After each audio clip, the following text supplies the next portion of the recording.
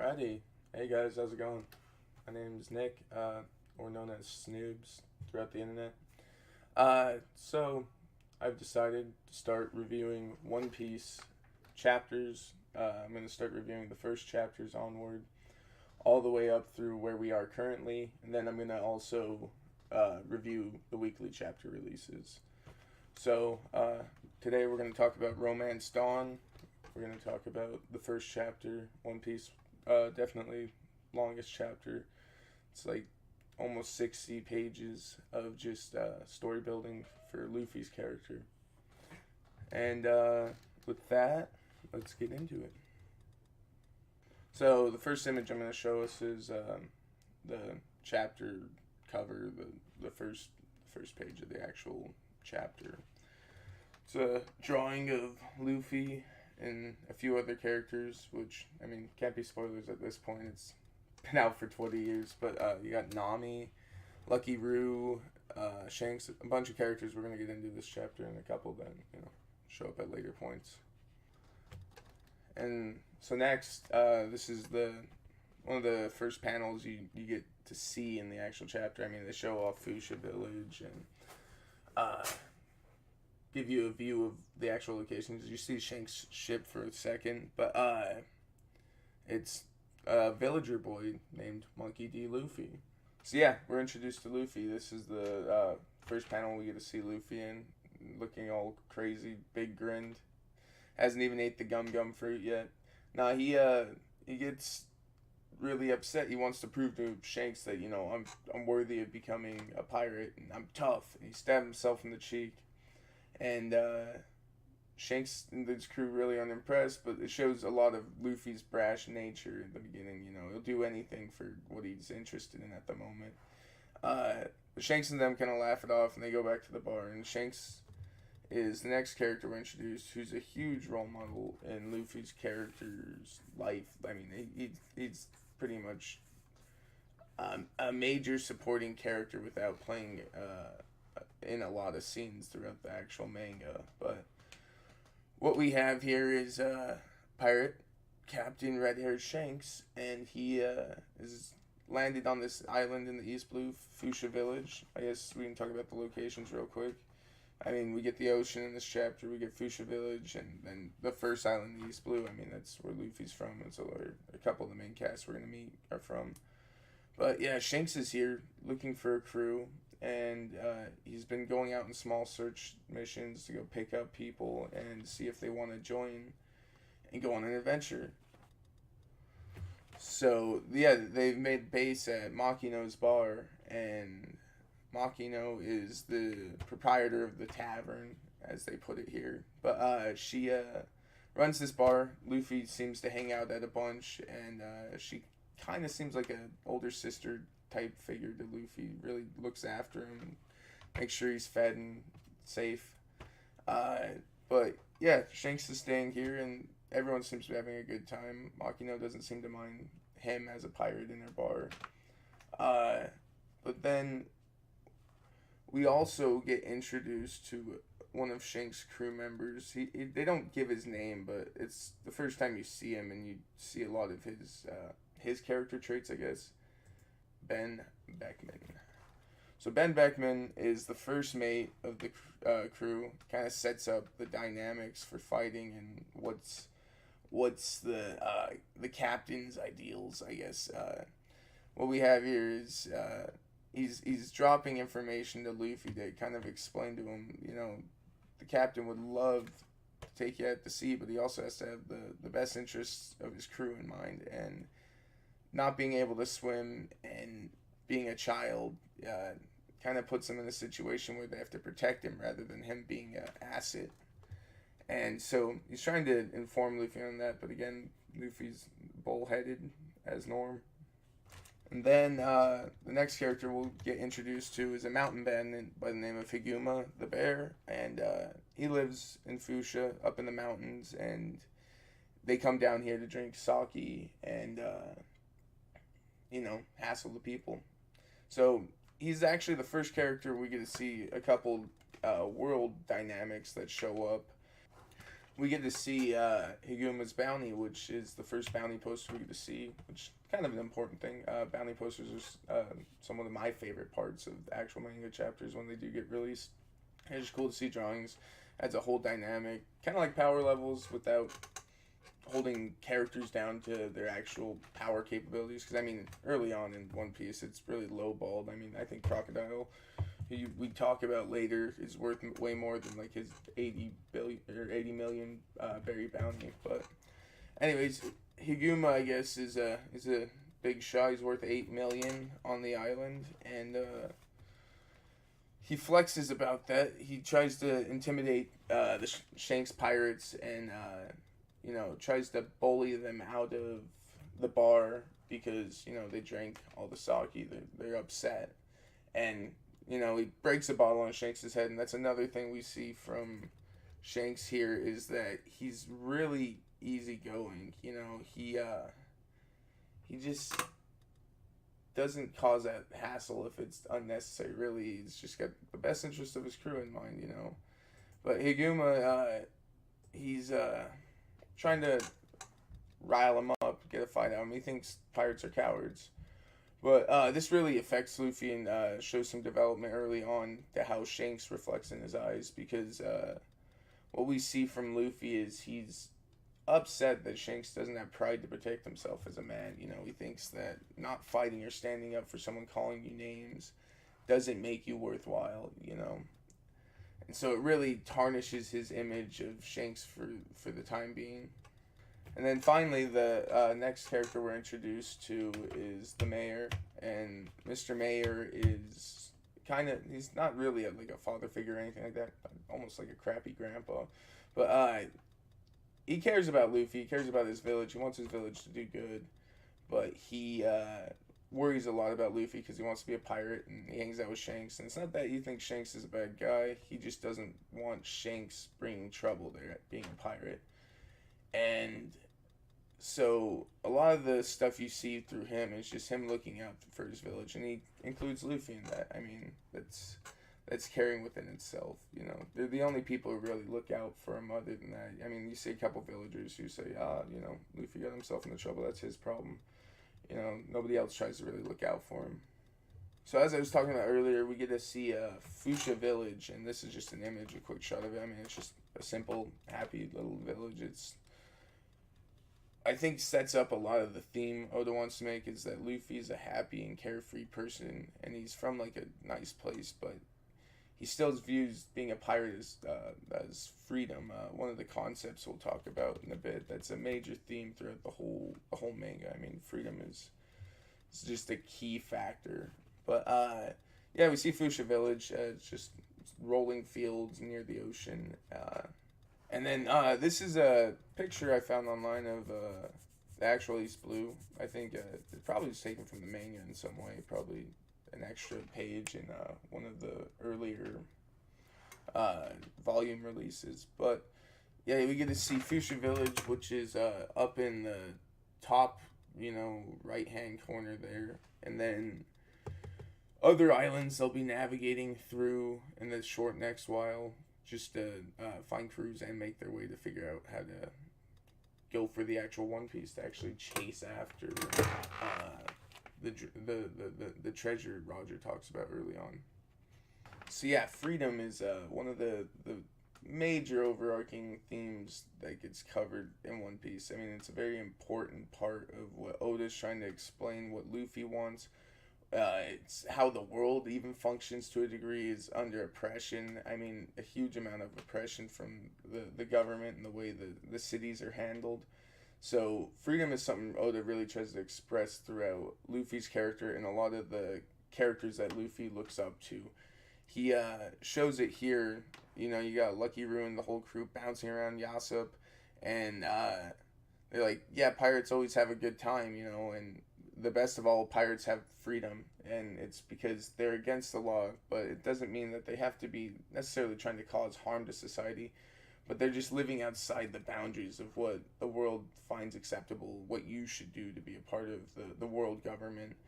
And that really resonates with Luffy. He's been oppressed in his city. Fuchsia Village is just outside of it's a part of the Goa Kingdom, but it's just outside of like the reaches of it. But later, Luffy lives in the Goa Kingdom, which you don't learn about for a while. But it's super oppressed nation, and Luffy sees a bunch of that, and I think that shapes a lot of what he desires in the world, and why being a pirate becomes one of the early ideas he has for himself. What makes him excited and happy. So we move on through the chapter, and it's really just Luffy upset at Shanks, and he is. It feels like he was misjudging Shanks's true strength. Like he thought Shanks was more of a man than he was. Luffy doesn't really understand that, Shanks shows more strength and restraint than he does in just blatantly fighting anyone. And that's kind of one of the few things with Shanks that clashes with Luffy early on. But other than that, Luffy actually still has feelings. Like, he still cares for Shanks and wants to be a part of his crew. He's just upset that he didn't react the way Luffy wanted him to. And anyways, they're back in Makino's bar. Luffy and Makino are there. Shanks is out looking for crewmates, and he's been out for a bit. And Luffy sees Higuma walk in, and they sit there and they're drinking in the tavern, and Luffy can't stand it. They're bad-mouthing Shanks right behind him, and he loses it. He can't say he thinks Higuma's a total douche, and that he hates bandits, which bandits are another thing we're first time introduced to in the One Piece world that play a part. We learn a little about some of the bandits later on. But Luffy really doesn't care for him. He just can't stand him. And he starts going off, telling him that Shanks is way more of a man than he is. And Higuma just laughs it off and thinks he's a dumb kid. And so he takes Luffy, and he's upset, he's pissed, he's calling him names, and he says he's going to sell him to a circus. And at this point, Makino and the mayor are trying to, rally people, are trying to save him. They're even the mayor offers to pay off, give him a bunch of money. But Shanks reappears, and he reappears to show off his true strength, is how I feel it. He shows up, and he's surprised nobody welcomed him at the dock, because apparently Fuchsia just loves him as a pirate. But he shows up and sees that Luffy's in trouble, and that's when Shanks actually shows what he's truly capable of. Yeah.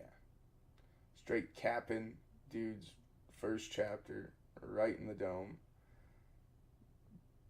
But brain matter just, yeah.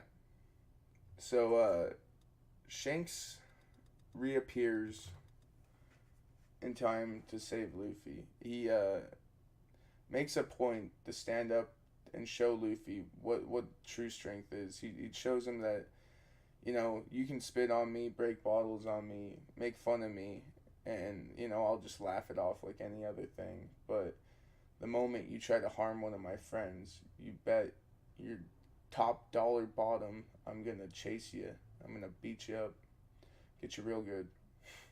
But, yeah, no, Shanks shows up and kicks his ass. He shows up, and they're upset. This is kind of one of the other interesting dynamics they kind of show off, is that pirates have honor and pride, but they fight dirty, and to think that they're gonna fight fair or honorably isn't the best way of viewing it. They live outside the laws. Like, it's one of the best things about pirates is their ingenuity, their capability to think outside the box, even though it may be considered cheating or whatever. But yeah, they pull a gun on Shanks, and he points it at him, and he says, "You better put your hands up." And Shanks says, "You don't play with guns." And they act first. He shot him right in the head. Don't ask questions. Nothing. And he talks about this. He says, "We're pirates, and we don't play by the rules." He's like, "What do you think? We're saints?" They have a code, and each pirate crew has their own code. Shanks is generally a peacemaker, but the moment you try and step on any of his friends or his toes, he's gonna show you who's boss, man.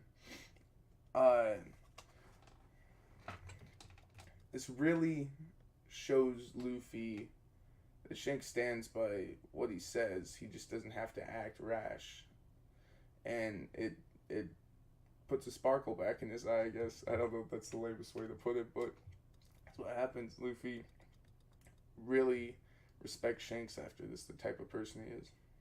And so yeah, that was true strength. So now I'm going to talk about some of the world building aspects. He already starts early on. I mean, we talked about wanted posters, which, like I said, I feel like cover explaining like a true merit of a pirate rather than their power level. It's like he really covers what they're doing and how the world reacts to it more or less, rather than if they're the most powerful guy, they've got the biggest bounty. It's kind of what they do with their power. It's not a matter of how strong you are. It's a matter of like how you're affecting the world.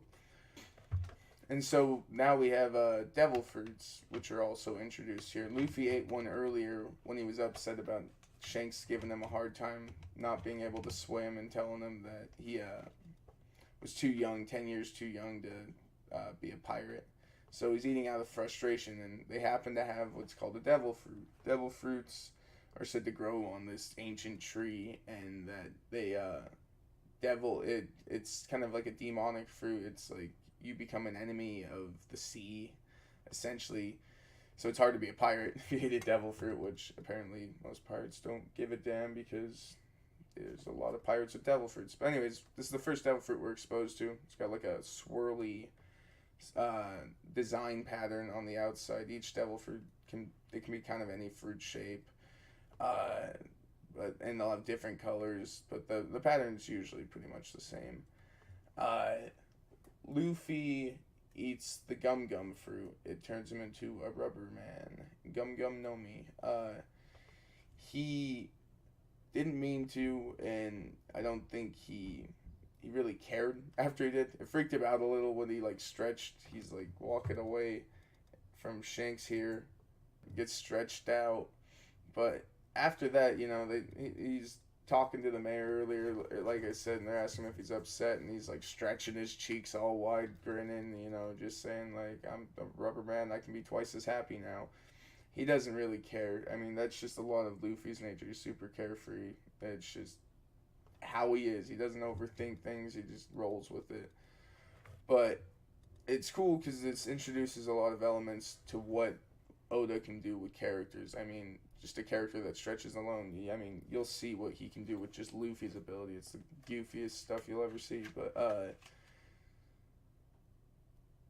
it's an important dynamic because it adds such a diversity to just standard pirate fights. It's not just guns and swords. You can do a lot with the panels, and it really looks great, especially with Luffy's abilities. I think he really gets to show that off really well within his art style.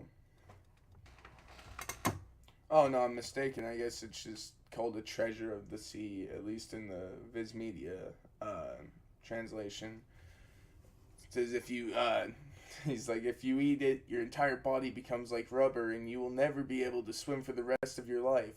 And they scream, Baka! Just like, idiot.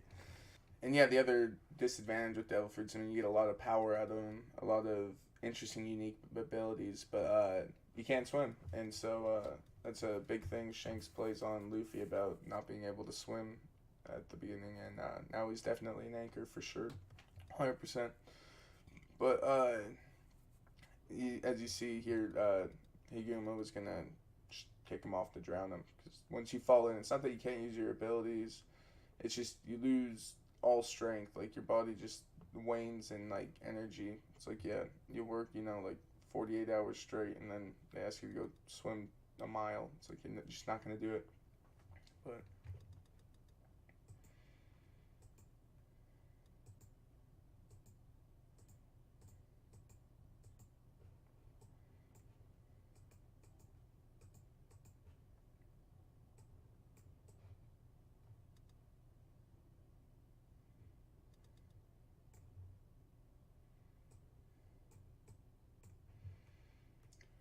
then the other crazier stuff that happens in this chapter.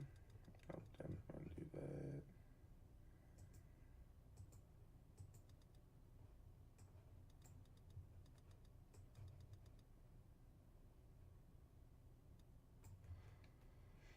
that. So while Higuma kicked him out into the ocean to leave him to drown, a ginormous sea king comes up and just chomps down Higuma, just eats the bear. hole. We're first introduced to a Sea King here. As you can see on my your left hand side. Oh, God damn it. And so after Haguma kicks Luffy off the little dinghy and leaves him to drown, ginormous Sea King comes up and just chomps him whole. And we're introduced to one of the first unique creatures to their world, and it's Sea Kings. Sea Kings are massive sea serpents, all shapes, even cows. And they swim not too often in the East Blue. There are some, they're just not as often. But in the Grand Line and the Calm Belt, just tons and tons of Sea Kings. They're just mammoth creatures that can destroy like galleons with some ease. And Shanks notices this, and he's on his ship to come save Luffy, and he swims out and saves Luffy before he gets eaten, and turns and says, "Get out of here," to the Sea King, and the Sea King's just terrified. It's like Shanks is that strong.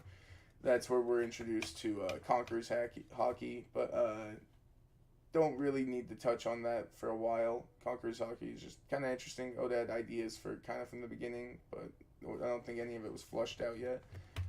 And one of the other things that's crazy that happens in this chapter is Shanks loses his arm.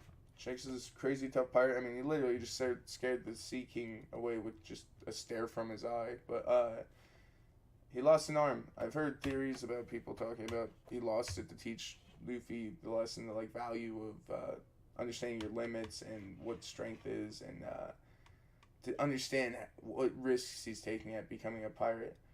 And it affects Luffy, the amount Shanks would give for his friends, the amount he would do considering Luffy his friend, you know.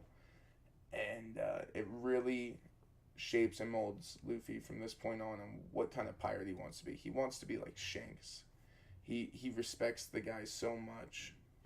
So let's get into Luffy's dreams and his goals in life. I mean, I'm going to cover goals from chapters in general. I mean, there's characters that have other goals, but generally most of them are going to reflect upon Luffy because he's the main character. In this nice full panel shot, we see Luffy take his gum pistol, which Shanks laughed him out of the bar with. It's like, my punches are like pistols. And he takes his refined gum pistol and knocks the Sea King out. This is Luffy at 17 years old, I believe, heading out to sea to become the king of the pirates. He wants to go after the One Piece. And at this point, we see Luffy has acquired a new hat. He received this hat from Shanks before Shanks parted. Luffy decided that, you know, I don't want to join your crew anymore. I want to make my own crew and have my own adventures, and I'm going to become the king of the pirates. He, you know, shouts it to Shanks. And Shanks is impressed. It reminds him a lot of when he was a kid and of tender memories from his life. And so what Shanks does is he gives Luffy his signature hat. It becomes Luffy's signature hat, but to a degree it was Shanks for a bit. People knew Shanks for having the hat. And he asks Luffy to keep this hat safe for him, and they give it back to him when he becomes a great pirate. So really sets good, solid foundation for the whole story. You know, Luffy's going to have to return the hat to Shanks once he's became a pirate as good as Shanks has. And he wants to become the Pirate King, which is the number one pirate. Even Shanks doesn't really care to become Pirate King. I mean, a lot of pirates do, but Shanks isn't interested. But he's still a tremendous pirate. So we get a lot of the themes from this first chapter. I mean, it just really bangs out back to back how important to Luffy Shanks is, and how important becoming Pirate King in your dreams are. I mean, dreams are just the major part of the story. I mean, most of the characters have big dreams and ambitions, and it's about going for those ambitions. It's about never giving in for less than what you want, you know, never settling, and always striving for more. So yeah, anyways, that was my overview of Romance Dawn. I'm pretty new to this, so it'll take a while, I think, for me to get how I want to break down each chapter and stuff. I'd like to start doing the current weekly reviews too of current chapters, but overall this is just a start, and hope you guys enjoyed.